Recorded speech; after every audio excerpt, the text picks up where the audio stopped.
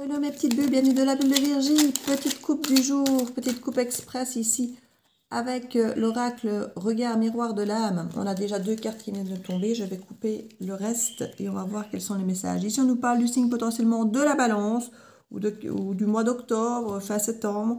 On nous parle potentiellement de quelqu'un qui aime bien les belles choses, qui peut parfois s'oublier parce qu'on s'occupe un peu trop peut-être justement de ce que pensent les autres, pour les aimer, pour qu'ils nous aiment, pour pas les décevoir. On peut avoir ce type d'énergie de personne, soit face à vous, soit c'est vous. Hein.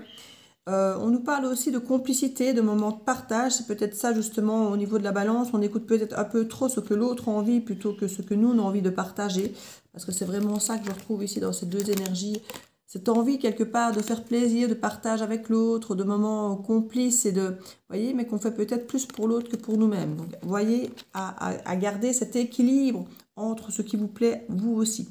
On a de toute façon ici une belle famille, une belle unicité familiale, un bon foyer rassurant où il y a beaucoup de soutien. Donc ça, c'est très très chouette. On nous parle quand même ici qu'il y a potentiellement trop de monde autour de vous et que vous avez peut-être besoin de temps en temps de vous esseler. Peut-être pour crier un peu à la mort, exploser, crier un petit peu parce que peut-être que vous êtes trop entouré, qu'il y a trop de monde et que ça vous rend dingue finalement. Hein. Donc il y a quelque chose ici, on a peut-être besoin de retrouver un petit peu son épanouissement seul. On a ici, on se sent un petit peu guerrier pour défendre ses opinions. On vous demande d'écouter quelque part votre intuition hein, par rapport à ce qui est vraiment nécessaire de se battre, parce qu'il ne faut peut-être pas se battre pour tout. Tout n'est peut-être pas une guerre à défendre. Donc ici, on a vraiment la sensation qu'il faut défendre ses croyances, ce à quoi on croit. Et on peut avoir face à nous peut-être quelqu'un qui n'a pas trop d'émotions, qui est un peu machinal ou dans des habitudes, finalement, on ne réfléchit plus parce que justement, on est peut-être enfermé dans des routines, justement, et des croyances limitantes qui font partie de nous, mais qui ne nous font plus avancer. On peut avoir de la sexualité ici qu'on nous parle qui est protégée, avec beaucoup de douceur et d'attention. On a aussi la sensation pour certains d'entre vous peut-être d'être submergé. La sensation de se noyer, de ne plus trop se retrouver, on ne sait plus trop, mais c'est parce qu'il y a une transformation ici qui est en cours, mais voilà, vous ne la percevez pas encore trop.